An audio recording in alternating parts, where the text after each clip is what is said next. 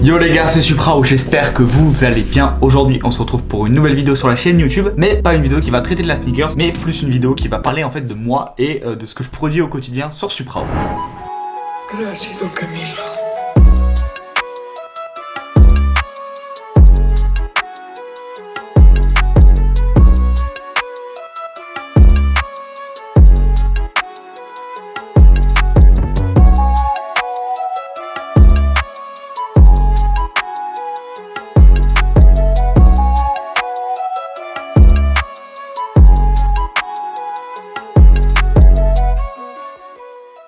Donc je vais vous présenter mon lieu de travail avec mon matériel et sur quoi je bosse comme support, mes différents projets sur lesquels je suis en ce moment. On va discuter un petit peu de ça, de comment je travaille, et puis on va finaliser le truc avec mon statut qui est un peu particulier, on en discutera tout à l'heure. Du coup on va directement partir sur la présentation du labo, du lieu où je travaille toutes mes journées. Donc c'est parti pour un petit atelier tour.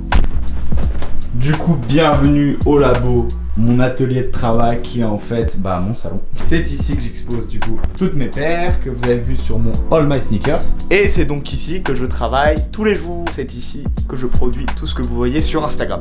Du coup voilà la pièce en général. C'est un salon avec une grande fenêtre qui permet d'être correctement éclairé sans utiliser trop de lumière. Petit canapé, t'as vu, t'as capté, tu te mets là comme ça là. On n'est pas bien là. Et ici c'est là où je vais faire toutes mes peintures. Du coup là il y a les peintures déjà faites, il y a des toiles en stock.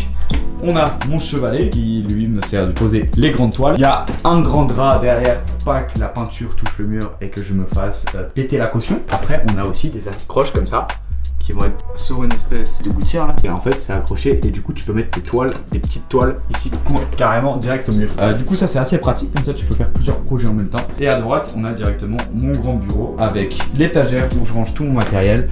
Donc ici ça va être tout ce qui va être feuilles où il y a des croquis etc. Là il y a une gunk, là c'est des trucs de peinture, enfin bref là c'est un peu du bordel. Pour le matériel du coup je fais pratiquement toutes mes toiles avec de la peinture, des Posca et de la bombe. Donc on a ici toutes mes bombes qui sont des bombes gold qui sont je crois à 3 €, un truc comme ça. Les couleurs sont vraiment top. Là je me les procure essentiellement chez Cultura comme les toiles basiques. Et après, tout ce qui va être Posca sur Amazon, je me l'ai procuré, je crois, mais ça tient pas de ouf. Enfin, c'est pas les meilleurs trucs, c'est juste pour les petits détails et tout. Et après, tout ce qui est peinture, la meilleure peinture que je peux vous recommander pour moi, c'est la peinture PBO Acrylic Studio. Et vous prenez de la opaque, comme ça, c'est pas transparent, ça fait pas des trucs dégueulasses. Après, j'ai voilà mon PC portable, t'as vu, des éclairages, enfin bref, du matériel vidéo. Et ici, j'ai mon Rodin que j'ai reçu il y a 3 jours vraiment. Sauf que j'arrive pas à le faire marcher pour l'instant, mais ça va être cool pour différents projets. Un argentique. Et ici, on va être sur mon setup. C'est un Core i7 8 Go de RAM avec une GTX 1650. Putain j'ai l'impression d'être un YouTuber tech quand je dis ça, mais bref je sais pas. Je pense que je vous le mettrai en description. Si c'est pas fait, demandez-moi en commentaire et je vous dirai. Du coup j'ai un double screen, ça c'est très pratique, mis sur un espèce de bras comme ça. Et du coup ça permet de faire deux trucs en même temps. Et ça c'est tellement la vie vraiment. En plus il y a deux écrans incurvés, du coup t'as capté, on dirait que je suis un gros gamer alors que pas du tout. Du coup le double screen, moi ça me permet déjà pour mes vidéos avoir mes rushs à gauche, mon outil de travail à droite. Quand je fais des prints ça me permet d'avoir mes trucs d'inspiration à droite. Enfin bref, il y a plein de trucs à faire avec un double screen. Enfin pour moi c'est bénéfique. Ici, on a le géant panneau Le Labo qui rend vraiment trop bien dans la pièce. Trop content de ce panneau. Ici des petits rangements, t'as vu, petits rangements, la to-do list, toujours très important, ça c'est pour vraiment pas oublier. Et là on a un outil de création très important, c'est l'iPad Pro. Je commence mes prints sur l'iPad Pro et après je transfère directement sur ordi. Donc par exemple ici c'est le print de la G4. Pratiquement tout a été fait sur l'iPad Pro hormis le fond. Et après c'est transmis directement sur Illustrator. Pour ceux qui connaissent, c'est d'abord iPad Pro Procreate et après ça part directement sur Illustrator. Et pour tout ce qui est montage vidéo, ça c'est fait sur Adobe Premiere Pro, un logiciel de montage qui est vraiment cool et vraiment simple à prendre en main je trouve.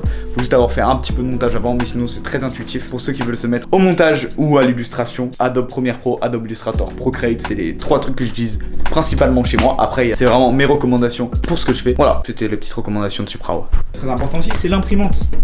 Donc l'imprimante c'est super important, ça va me permettre de faire des tests de print, imprimer des trucs comme les certificats d'authenticité, les bordereaux d'envoi pour la poste, etc. etc. Et puis je peux faire plein de trucs avec, comme les pochoirs que j'ai fait pour ma toile avec les 3 statues. Et pour ceux qui se demandent où j'ai fait mon atelier de sérigraphie, je l'ai fait chez un pote dans son grenier en fait, parce que dans mon appartement forcément j'ai pas la place. Et du coup je l'ai fait dans son grenier, et du coup on a pu produire les 10 premiers jeans, et après on va produire d'autres choses je pense, ça va être très cool. Donc restez connectés. Et là vous vous demandez peut-être également où sont mes prints et mon stock de print. La lumière est pas ouf, hein. Stock de print tu vois c'est ici dans ma petite armoire, donc là j'ai tout ce qui est pour emballer mes prints, tous mes cartons et tout, papier boule pour les toiles et tout. Et du coup, quand vous commandez un print, c'est t'envoyer le lendemain ou 3-4 jours après. Pour ce qui est des plus gros projets comme les SAP et tout, par exemple à Legend, il y aura une semaine de délai pour les envois parce qu'il n'y a pas tout qui est arrivé, les special box sont pas arrivés et tout encore, j'ai quelques soucis. Parfois ça peut être une semaine, comme ça peut être 2 jours, ça peut être très rapide comme un peu plus lent. Donc voilà, c'est un peu les risques chez Suprao. Voilà, ici c'est le petit setup aussi qui me permet du coup des fois de tourner la tête et de faire oh bah j'aime bien cette paire, tiens si je reprendrais un élément de cette boîte ou tatati tatata. C'est aussi un truc qui me permet de m'inspirer au quotidien. Du coup on va directement retourner sur le bureau pour parler des différents projets, c'est parti. L'atelier tour étant terminé, maintenant on va parler un petit peu des projets sur lesquels je suis actuellement, les projets qui vont sortir dans les semaines à venir, projets sur lesquels je bosse actuellement. Donc on va discuter de ça. Première chose, il y en a beaucoup qui me demandent pour la collection numéro 2 de Triple Sphère. Elle va arriver, je pense, fin octobre, début novembre, pratiquement sûr, s'il n'y a pas de couilles. Je vais communiquer une date exacte et une heure bientôt sur Instagram, donc pour ceux qui ne me suivent pas encore, allez check ça. Comme ça vous serez tenus au courant de toutes les updates. Et pour la collection numéro 2, j'ai décidé de développer des visuels autour de la typographie, parce que c'est un truc qui me fait bien kiffer depuis des années.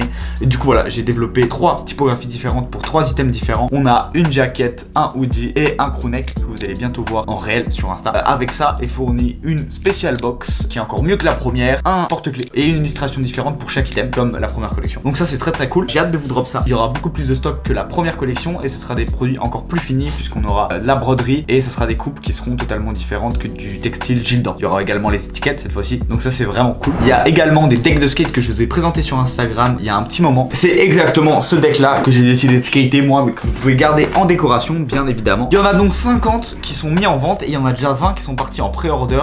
J'ai fait un premier drop de 20 pré-order, les 20 sont partis et pour tous ceux qui ont commandé du coup ces pré-order, les skates seront envoyés pareil fin octobre début novembre, il n'y a pas de souci là-dessus et dès que du coup je vais recevoir ce stock là, je vais pouvoir faire le drop des 30 dernières boards du coup qui sont totalement skatables et qui sont aussi grave cool en décoration. Et suite à ça, il y aura des nouveaux decks qui vont arriver mais cette fois-ci encore plus poussés puisque je vais vous produire un petit set de 3 decks qui sera raccordable, qui va être vraiment très cool. Ça c'est vraiment un truc que je voulais faire de ouf. J'ai commencé par faire un seul skate, je trouve que c'était la moindre des choses de commencer par ça. Et maintenant on va update et on va passer sur un set de 3. Il y a aussi un nouveau projet que je vous ai balancé il y a très peu de temps sur Instagram. C'est le projet des D-Jeans seconde main Levi's 501.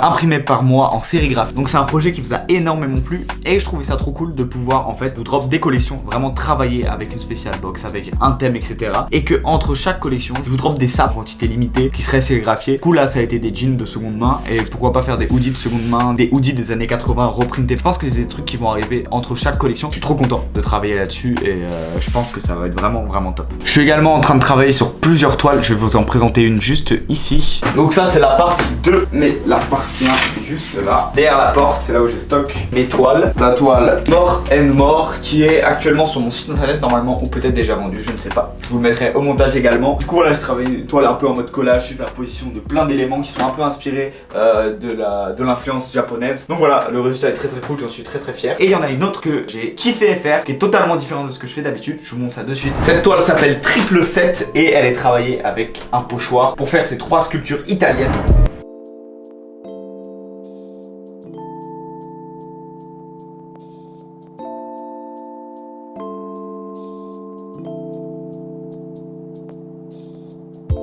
Et donc voilà, vraiment un rendu très cool, basé sur du fond blanc, c'est très rare, vous voyez sur toutes mes toiles, c'est toujours coloré le fond. Et là pour une fois, on a un fond blanc comme base. Donc voilà, cette toile est encore disponible sur mon site internet, faite à la peinture, et qui est dispo en un seul exemplaire. Il n'y a pas de reproduction, il n'y a rien, avec certificat d'authenticité et print au choix livré avec.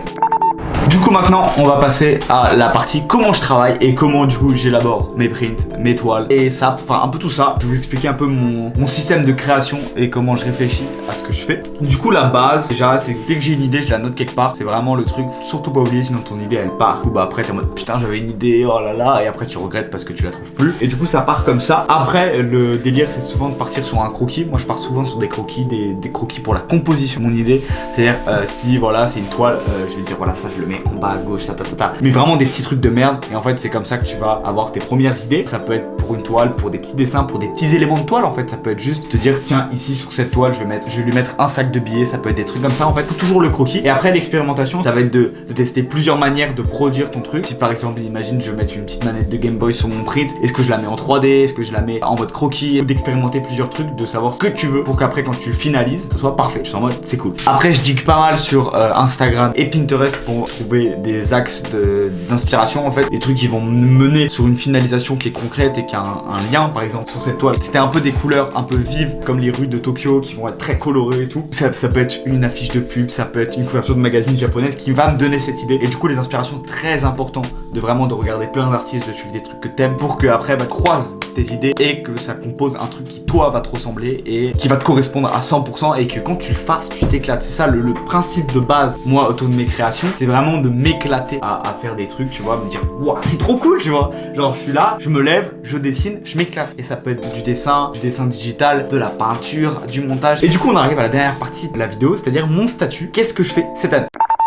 Du coup, en fait, pour ceux qui ne savent pas, je suis freelance artiste. Ça veut dire que je suis à 100% à mon compte et à produire ce que je fais, c'est-à-dire prendre une toile, etc. Et je fais ça de toutes mes journées. C'est exactement ce qui se passe cette année et c'est trop cool de se retrouver à 19 ans à vivre de sa passion, concrètement. C'est juste un plaisir. Et c'est aussi en partie grâce à vous, puisque c'est vous qui achetez mon travail, c'est vous qui le partagez. Et c'est ça qui fait step up le projet et du coup, qui fait step up mes créations. Et c'est ça qui est vraiment trop cool. Il y en a pas mal à chaque fois, il y a une question récurrente qui arrive quand vous me dites, ouais, tu travailles de chez toi et tout. C'est pas trop relou, il n'y a pas des moments où tu fais rien. Et en fait, pas du tout. Moi, dans mon cas, personnellement, j'ai 4 centres d'intérêt de création. Ça va être la création digitale, donc tout ce qui est print, etc.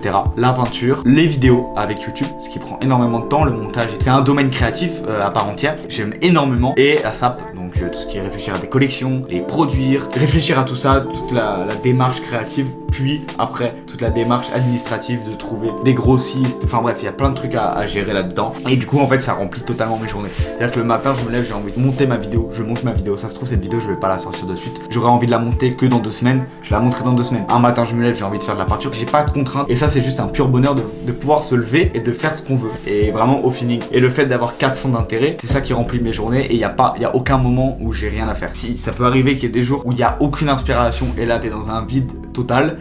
Mais c'est assez rare. Faut savoir que je m'éclate vraiment dans ce que je fais. Je suis tellement épanoui, c'est un truc de ouf. Je suis très content de vous partager ça sur Instagram et sur YouTube.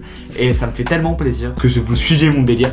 C'est vraiment encourageant et ça fait grimper, tu vois. Tu grimpes des échelons à chaque fois et tu te motives, tu essaies de faire des choses toujours plus grandes. Et c'est un peu mon objectif, c'est toujours de me développer, etc. Merci beaucoup à tous ceux qui rejoignent la chaîne YouTube en ce moment. Ça fait trop plaisir. Sur Instagram, c'est pareil, c'est en train de step up de ouf. Et de toute façon, j'ai promis à 10K sur Instagram. Je fais un pop-up à Paname. Je suis désolé pour ceux qui sont pas de Paname. C'est là où il y a le plus de gens qui me suivent, c'est sur Paname. Donc dès que j'ai 10K sur Instagram, je me le suis promis, je fais un putain de pop-up avec des saps, des prints, des toiles. Enfin, ça va être incroyable. J'espère que ça va se faire un jour. Ça se trouve, j'aurai jamais 10K. Mais j'aimerais vraiment pouvoir le faire. J'espère que cette petite vidéo sur ce que je faisais vous aura plu. Merci beaucoup d'avoir suivi la vidéo. J'espère que vous a intéressé. Et le fait que je parle pas vraiment de sneakers. Vous pouvez me suivre sur Instagram si vous avez kiffé. C'est là où vous retrouverez la majorité de mes créations. Et il y a également mon site internet où je vends mes créations, toiles, prints, saps. Je vous mets ça en description, bien évidemment. Merci pour la puissance. Merci pour le love. C'était Suprao. Ciao.